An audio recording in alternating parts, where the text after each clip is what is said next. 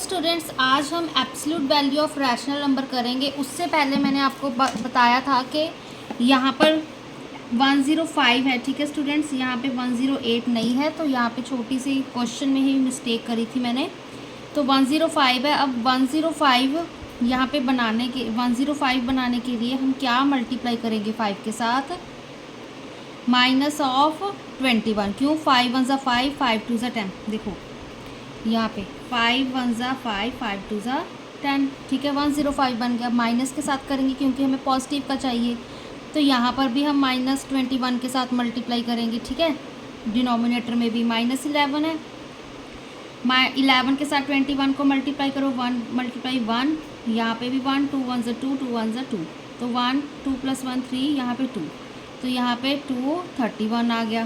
तो इसका आंसर क्या आएगा? यहाँ पे 231 इस ब्लैंक्स का। ठीक है, तो अब absolute value of rational numbers देखो। एब्सोल्यूट वैल्यू में बस सिंपल आपको यही चीज़ याद रखनी है, चाहे आपको ज़ीरो दिया हो, चाहे कोई नेगेटिव वैल्यू दी हो, चाहे कोई पॉजिटिव वैल्यू दी हो। ठीक है, जब भी उस पर आप इसको क्या कहते हैं, ये हम एब्सोल्यूट बना रहे हैं। ठीक है, इसको हम बड़ी क्लासेस में जाके मॉड की तरह कन्वर्ट करने लग जाते हैं। ठीक है, तो ये जो हमारे पास जो लाइनें लगाई हैं दो, तो इनको हम एब्सोल्यूट वैल्यू निकालने के लिए लगाते हैं। ठीक है, जब एब्सोल्यूट वैल्यू निकालनी है तब ये दो लाइंस लगाते हैं, एंड जो भी इसके अंदर वैल्यू होगी उसका आंसर हमेशा पॉजिटिव ही आएगा, प्लस में ही आएगा। कोई भी हम कभी नेगेटिव आंसर नहीं लिखेंगे। ठीक है, तो अगर ज़ीरो है तो उसका आंसर ज़ीरो आएगा। जैसे -4/5 है तो उसका आंसर 4/5, -4/-5 का आंसर 4/5, पॉजिटिव आंसर का भी 4/5। ठीक है, चाहे अगर डिनोमिनेटर में भी होता 4/-5 तो उसका आंसर भी 4/5 ही आता। ठीक है,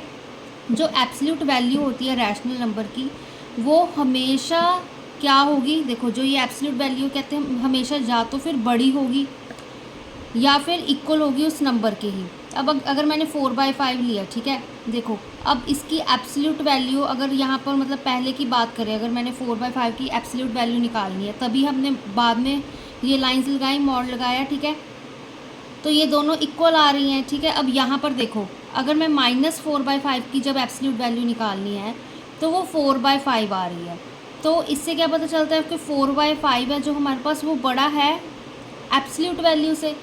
ठीक है ना, 4/5 है जो एब्सोल्यूट वैल्यू है वो हमारे पास बड़ी है -4/5 से। ठीक है, तो क्या कहते हैं, एब्सोल्यूट वैल्यू होती है जो रैशनल नंबर की, ठीक है, एब्सोल्यूट वैल्यू होती है वो ग्रेटर या फिर इक्वल हो सकती है नंबर की। ठीक है, ये एब्सोल्यूट वैल्यू है ना, ये 4/5 निकाली है किसकी? -4/5 की, तो ये 4/5 हमारे पास बड़ा होगा -4/5 से। ठीक है, तो ये डेफिनेशन का यही मतलब है। इसकी वर्कशीट देख लो, बहुत इजी है। एब्सोल्यूट वैल्यू 1/-5 की अभी भी बताया है, 1/-5, यहाँ पे मॉड लगा दिया तो 1/5 आएगी। 7/9 की, ठीक है, यहाँ पे चलो ये लगाना ज़रूर है लाइन ने, फिर आंसर निकालना है। ठीक है, सीधे ही नहीं लिखना कि अगर पॉजिटिव दिया हुआ है तो। ठीक है, तो इससे आंसर आपका गलत भी हो सकता है। अगर इसको हम डिवाइड कर लेते हैं, सिंप्लीफाई कर लेते तो ज़ीरो ही आएगा। ज़ीरो के साथ किसी भी चीज़ को डिवाइड करो तो ज़ीरो ही आ गया। -3/-2, यहाँ पे एब्सोल्यूट वैल्यू निकाली, माइनस माइनस हम प्लस कर देंगे तो आंसर 3/2 आ जाएगा। ठीक है, तो ये क्या आ गई इसकी एब्सोल्यूट वैल्यू से। अब देखो, अब क्या कह रहा है हमारे पास कि कंपेयर करना है compare the absolute values of rational number. ठीक है, अब कंपेयर करनी है तो हमारे पास क्या दिया हुआ है?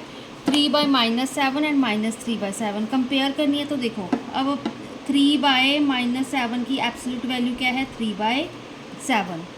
तो -3/7 की एब्सोल्यूट वैल्यू क्या है? 3/7। ठीक है, पॉजिटिव ही आएंगी सारी। अब इन दोनों को अगर हम कंपेयर करें तो 3/7 = 3/7 ही आएगा।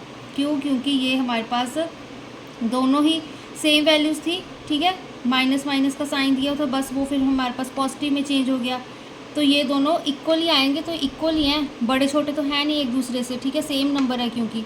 ठीक है, तो एब्सोल्यूट वैल्यूज जब कंपेयर कर रहे हैं तो ये दोनों इक्वल आ रहे हैं।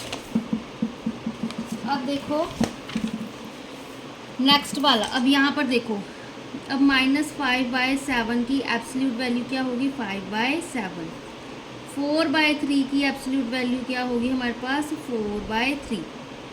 अब यहाँ पर हमने कंपैरिजन करना है कि 5/7 बड़ा है या 4/3 बड़ा है। ठीक है, तो देखो अब डिवाइड करके देख लो, छोटी सी डिवीज़न करके देख लो, देखो 3 1 ज़ा 3, यहाँ पे 1 वो आ गया हमारे पास रिमाइंडर, ठीक है। चाहे फिर से ले लो, यहाँ पे 10 3 3 ज़ा 9, यहीं तक छोड़ दो, ठीक है, आगे नहीं जाना। अब ये वाली वैल्यू चेक कर लो, ठीक है, 5 अंदर रहेगा, 7 बाहर।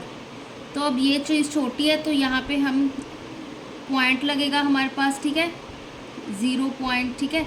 तो यहाँ पे 7 8 सा 56, 7 7 सा 49 होता है, ठीक है, सबसे छोटी वैल्यू। अब यहीं पर ये छूट जाएगा आगे, ठीक है, डिवाइड करने की ज़रूरत नहीं है, पहला ही जो आप, ठीक है, मल्टीप्लाई कर रहे हो उसको ही देख लो। यहाँ पे 3 1 सा 3, मतलब सबसे पहले हमारे पास 1 वैल्यू है, यहाँ पर क्या आ रही है, 0 पॉइंट आ रही है।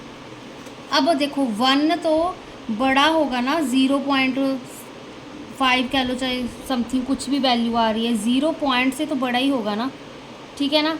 अब 0.5 अगर देखो यहाँ पे, अब 0.9 ही ले लो, ये भी टर्म हमारे पास छोटी है 1 से, ठीक है। अगर 1.0 होती तो वो हमारे पास इक्वल होती 1 के, ठीक है ना। तो ये चीज़ ध्यान रखना, तो जो 0 पॉइंट वाली टर्म वो ऑब्वियस सी बात है 1 से छोटी होती है। अगर आपने डेसिमल्स वाला अगर आपको चैप्टर आता है, ठीक है, तो उसके अकॉर्डिंग तो फिर यहाँ पर देखो, अब ये टर्म बड़ी है तो हम कह सकते हैं कि 4/3 इज़ ग्रेटर दैन 5/7, ठीक है। कंपेयर करना है तो कंपेयर कर दिया। अब ये वाली टर्म देखो, अब -4/5, इसकी एब्सोल्यूट वैल्यू 4/5, ठीक है।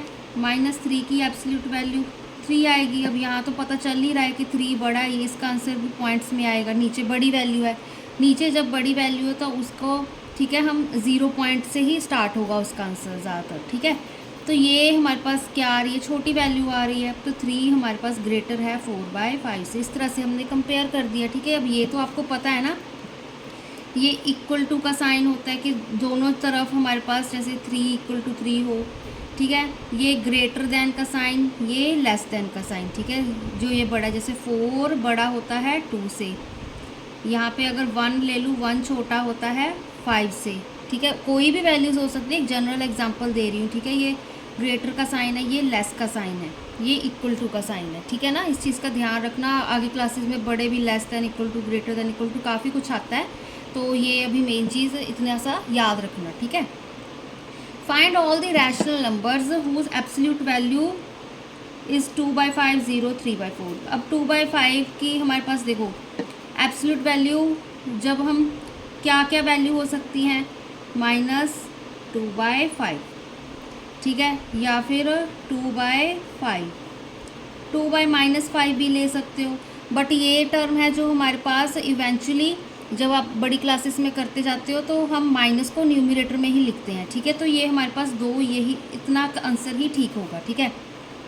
मतलब जब हम इसका -2/5 की एब्सोल्यूट वैल्यू फाइंड करेंगे तो 2/5 आएगा आंसर, 2/5 की एब्सोल्यूट वैल्यू फाइंड करेंगे तो भी 2/5 ही आएगा आंसर, ठीक है।